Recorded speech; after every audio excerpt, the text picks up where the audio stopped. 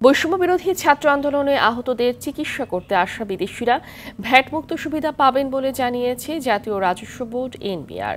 রোববার এনবিআর এর ভ্যাট বিভাগ এ সংক্রান্ত একটি আদেশ জারি করে। এতে আহতদের চিকিৎসায় গতি পাবে বলে আশা সংশ্লিষ্টদের। অরণ্য গফুরের রিপোর্ট। ফ্যাসিবাদের হামলায় জুলাইতে আহত হয়েছে কমপক্ষে 40,000 ছাত্র জনতা।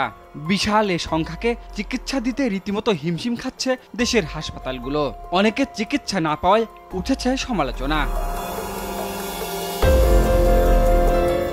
এসবের মাঝেই একটা সুখবর দিল এনবিআর এর ভ্যাট বিভাগ।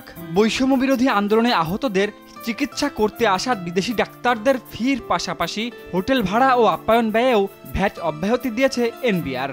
স্বাস্থ্য অধিদপ্তর বা সংশ্লিষ্ট হাসপাতাল কর্তৃপক্ষের আমন্ত্রণে আসা ডাক্তারদের সরকারের পক্ষ থেকে এ সুবিধা দেয়া হচ্ছে বলে প্রজ্ঞাপনে বলা হয়েছে।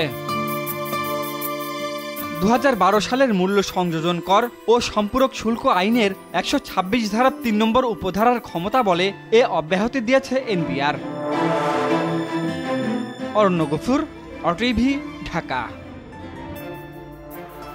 গাড়িটা আমার প্রেজেন্ট, আমার ফিউচার, আমার হ্যাপি লাইফ।